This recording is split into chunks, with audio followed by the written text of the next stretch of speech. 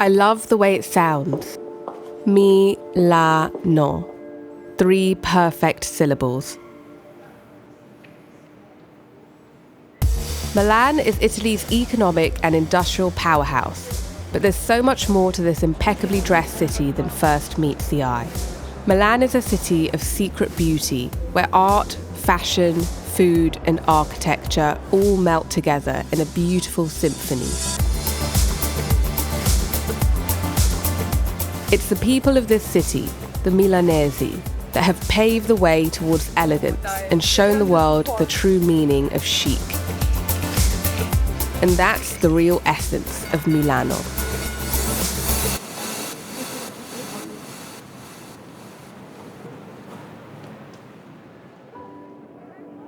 Going back in history, it's clear that Milan has always been a prized city. Named Mediolanum by the Romans, it quite literally means central place. Named so because of its strategic location as a gateway between Northern Europe and the rest of the Italian peninsula. It would go on to become the capital city of the Western Roman Empire, solidifying its prestige and enticing many enemies along the way. Here in the city centre, you'll find Milan's most famous monument, the Duomo Cathedral. Work started on the cathedral in the late 14th century, and it took over 500 years to complete. It's done in this beautiful Gothic architecture style, which was very popular in that period, and the whole of the facade is made of pink marble.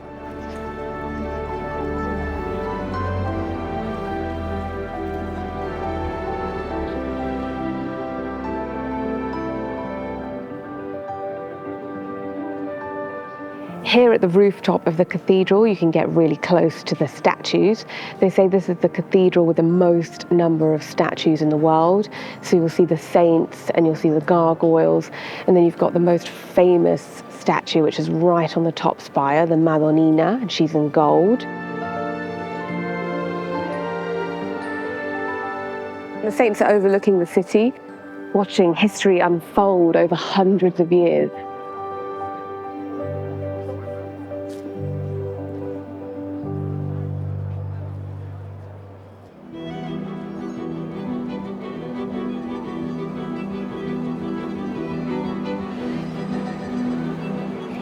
This is an absolutely incredible shopping centre. It's the oldest shopping gallery in all of Italy, and it really shows off the different types of beautiful architecture that can be found here in Milan. For example, this gallery, it's all made of iron, steel and glass. It gives it a very unique feel about it. And then you've got these gorgeous domes at the top. It's absolutely stunning.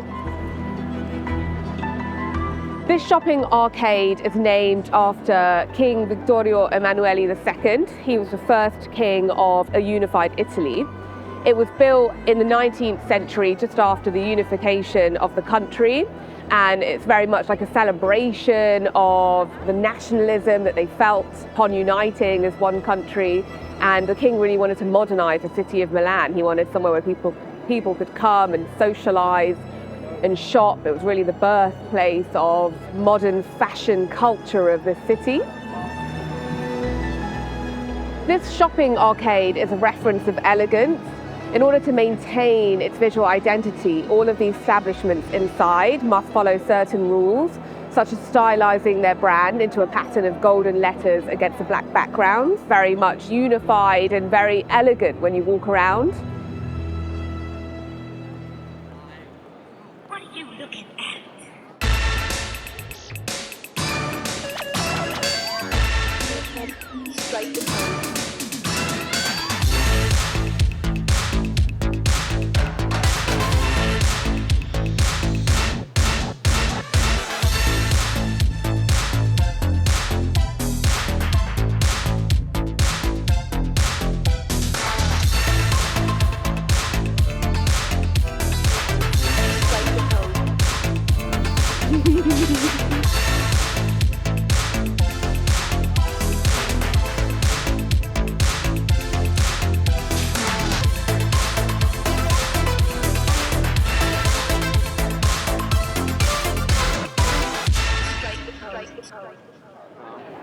So this is Milan Fashion Week. I'm here at one of the busiest weeks of the year. Milan is the fashion capital of Italy, and to many, it's the fashion capital of the world. So you have so many people, so many stylists, models, celebrities, they're all here. And I'm on Via Monte Napoleone, the famous designer shopping street. So you just see so many people all dressed up, and it's just fabulous. What an amazing atmosphere. So what's your name? Martina. Veronica. Veronica, nice to meet you. I'm Bellini. Nice to meet you. Are you here for Fashion Week? Yeah. Yeah? We study fashion. You study fashion? Yeah. Yeah. What do you love about Milan? When you come here, you feel something magic in the air every Yeah. time I come here. Yeah, like it's really different from where we come from, because we come from a little town. Like the air, like everything is different in a big city. It's like a city vibe. Yeah. And you love fashion. Yeah. Yeah. Thank you so much. Thank you. Bye. Nice to meet you. Can I brush my hair just a minute? Oh, yes, absolutely. Because today is so windy and it's so rare to have a windy day in Milan. What's your name? Vittorio. So this week is Milan Fashion Week, a massive week, right? For Yeah. fashion. This for sure because Milan is one of the most important cities, most important towns in terms of fashion, because many Italian brands are born here. For example, there is Palazzo Versace right there. And yeah, it's such an important week for this city. And I love the fact that, you know, there's the contrast between historical buildings and new shops and new designs. I think it's awesome. Thank you. You're welcome. So what's your name? Roberto Vittorio. Roberto Vittorio. I'm Bellini. Nice to meet you. Nice to meet you. Are you from Milan? Yeah. How would you describe Italian fashion Between traditional and innovation. and innovation? Yeah. Milan is the center of power of fashion. Of the fashion, like a fashion capital. Yeah. Grazie mille. You're welcome. The city is just all about like fashion, and it's just like style that comes so easily to the Italians, and you can see how much that's influenced the rest of the world. It's just, yeah, wow.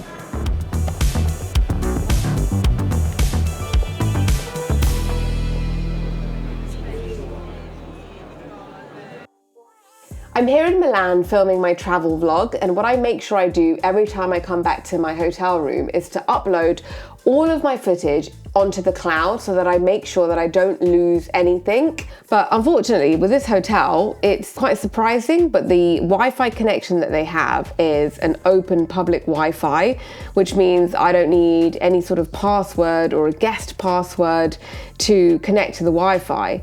Something that's, you know, it's kind of crazy that I don't need that. And unfortunately, what it means for me is that I'm not really protected when I'm surfing the internet here. So what I've been doing is I've been using a product, which is a VPN, which is SURFSHARK's VPN. It's a secure connection to the internet. So it makes it a lot less likely that anyone could hack into my laptop, because it's giving me that added layer of security that I wouldn't have if I was just connecting to a public Wi-Fi without any password. It's really easy to get started. All you have to do is go to SURFSHARK's website, and you'll find the link in the description of my video below. If you use my code Melini, you also get 83% off and 3 months for free. If you're not happy with it, you've got a 30-day money-back guarantee. So there's no harm in trying it out. But I really think in this day and age, when cybersecurity attacks are becoming a lot more common, it's quite good to have that added layer of security when you're surfing the internet, especially when you go abroad. It's been such a great product, and it's given me an amazing peace of mind.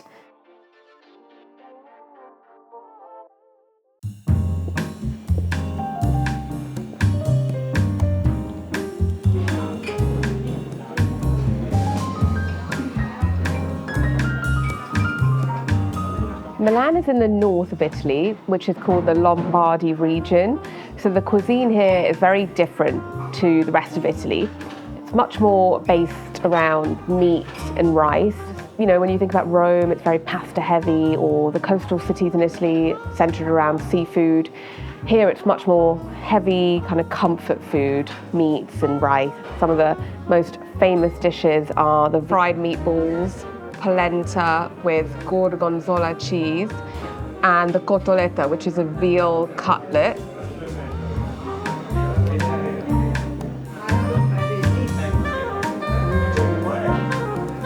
Wow, delicious.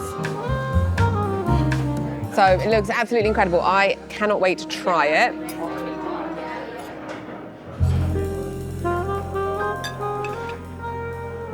Absolutely delicious. It's Italy, right? Food is always going to be incredible.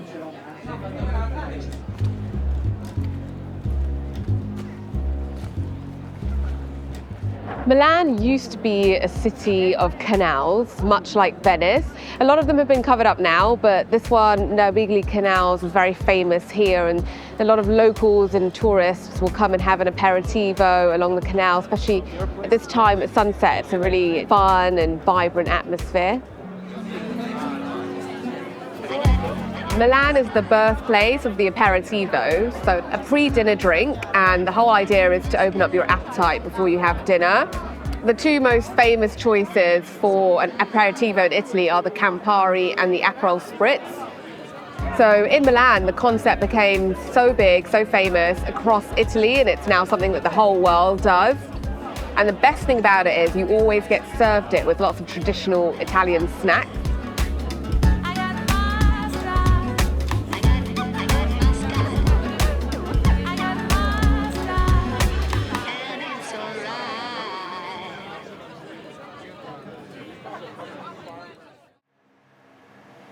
It's hidden behind closed doors, quietly observing the city's secret treasures, that one sets off on a spiritual journey to find that remarkable Milan essence.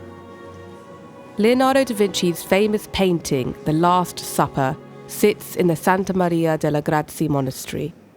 It depicts the dramatic scene described in the Bible, in which Jesus declares that one of the apostles will betray him.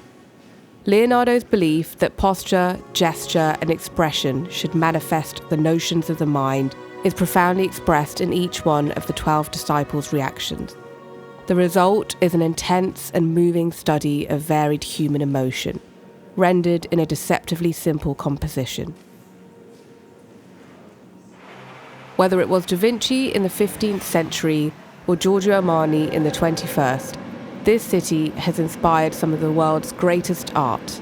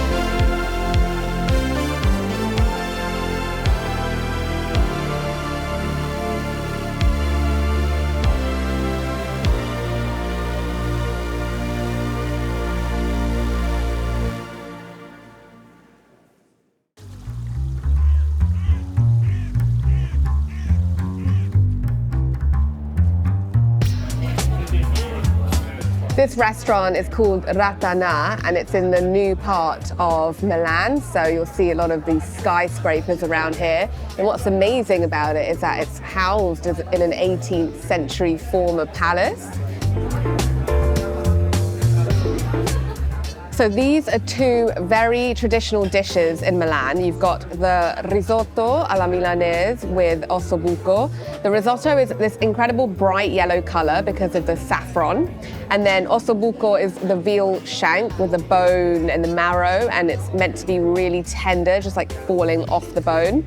And then you have the tripe, which is very traditional, and they make it in this sort of stew with barlotti beans and some vegetables.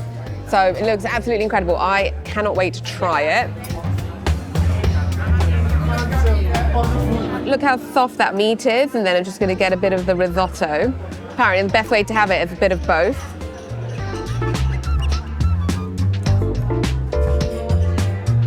Oh my God. That is delicious. The risotto is so creamy and very cheesy, which I love. It's like I've died and gone to heaven.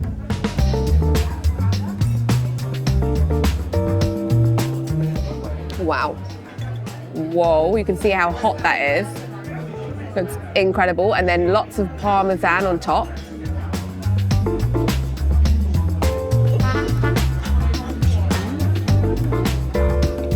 Just like Milan, everything is a work of art here, even the food.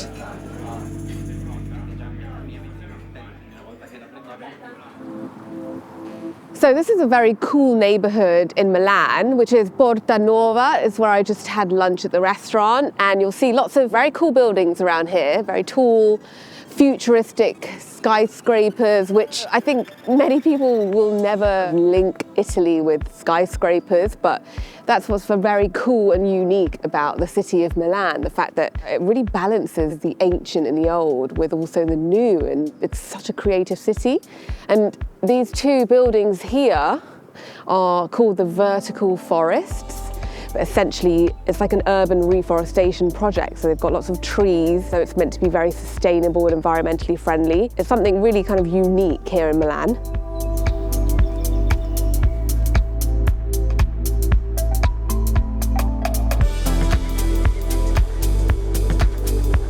This area is a regeneration of different neighborhoods like Isola, Garibaldi and Varesine. It's a mix between the historic centre and the financial district. So you'll see lots of shops, and it's a very commercial centre, but it's cool because it's, you know, this part of Milan, you kind of feel like it's a bit of a mishmash between New York and London, Italy. So something that you don't really see in other parts of Italy.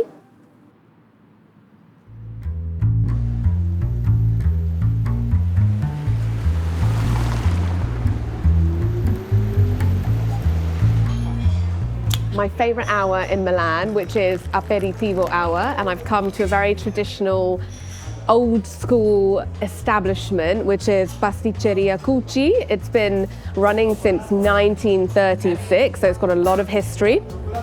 I also ordered the panettone because Milan is the birthplace of the panettone, which we all know and love as like our favorite Christmas cake. Really beautiful pieces of like dried fruit and sultanas. It's the first time I'm going to try the panettone in Milan. And this place is very famous for it. It's been making it for a century. I love panettone, and it's so delicious. Oh my God, it's so fresh.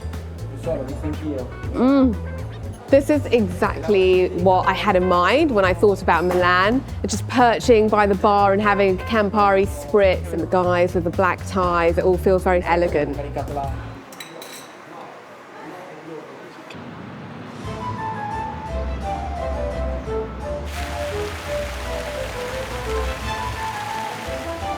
The old historic district of Milan is full of amazing ancient monuments like the Duomo. This is another one which is incredibly famous. It's called the Forzesco Castle, and it's a really great example of the period in which Milan was ruled by dukedom, so essentially royalty.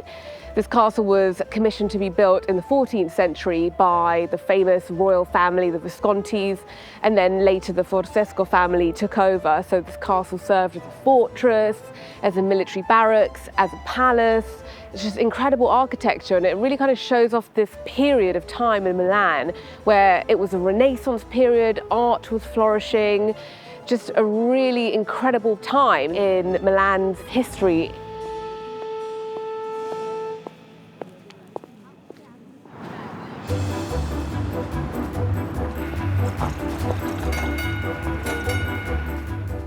One of the iconic things about Milan is the yellow tram, so I'm going to get on one now.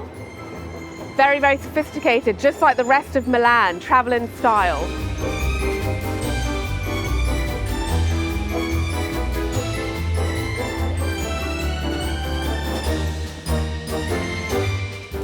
These trams are very historical. They date back to the 1920s. You just see them throughout the city centre, and they're very much represented by the yellow, old feel about them. They've even got like pretty little chandelier type light bulbs. So it's almost like travelling in a bygone era of Milan. But like I said, everything about the city is very chic and sophisticated, including its public transport.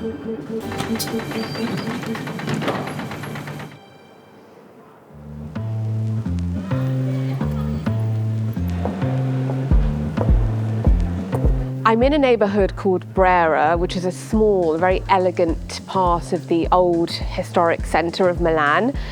This neighbourhood in particular is characterised by its cobblestone streets and 18th century homes. It's also very well renowned for original Italian designers. You'll find a lot of boutiques here which sell clothes and cosmetics and handicrafts. And just walking around these streets, there's a real feel of that kind of romantic, sophisticated elegance that this city is so renowned for.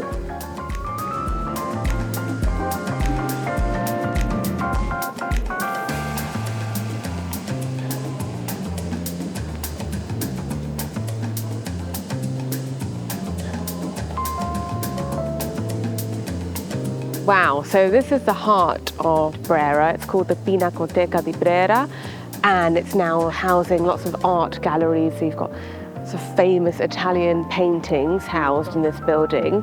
It's got this incredible courtyard. It's very beautiful, majestic statues everywhere.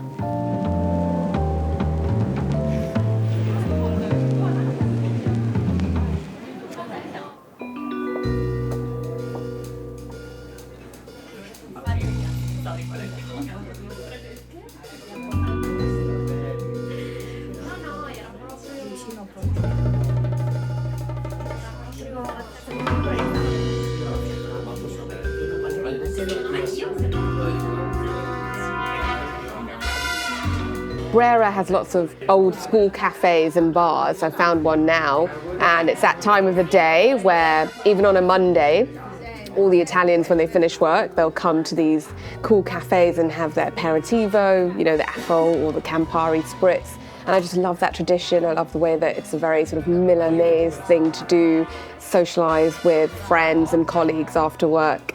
And this place is very, very old school, cute atmosphere.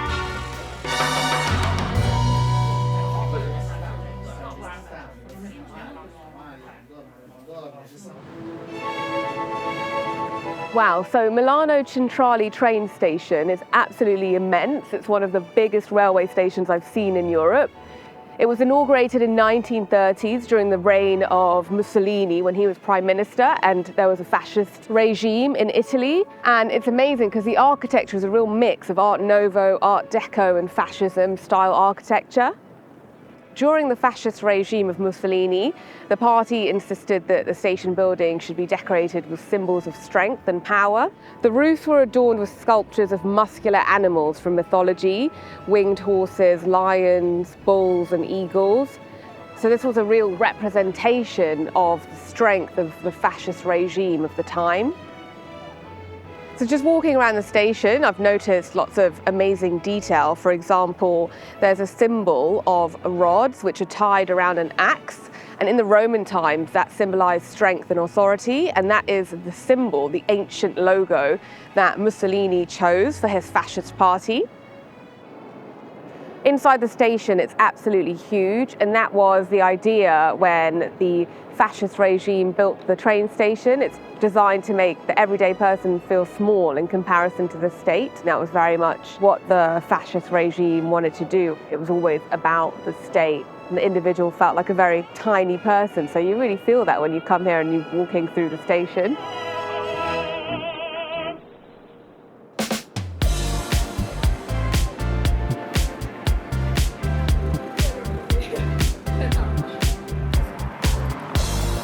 You can't come to Italy and not have the gelato because Italy is famous for its ice creams, and Milan has many delicious ice cream shops. I've come to one, it's called Gelato Fatto con Amore, which I think means made with love. There are so many delicious flavours. Okay, so I'll go for the stracciatella. And the fior di latte. Yeah, I'll go for the pistachio. Yeah, I love that too. Grazie.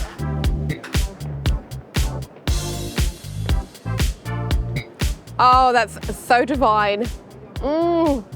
My favorite flavor has to be the fior di latte, and I believe that is mozzarella.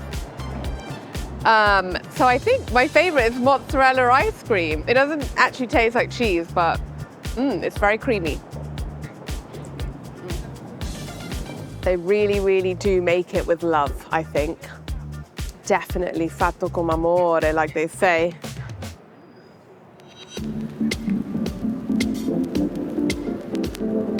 Milan has always been a city associated with the avant-garde. At the cutting edge of progress, it's the place where trends arrive first, but also with a huge respect for its past. Not a museum-style past locked up in glass cases, but one that you can still live in. And just walking around the city's streets, I feel like I've really lived and breathed in its glorious past and really exciting present. Like, if Naples is Italy's soul and Rome is its heart, then for me, Milan is most definitely its beautiful mind.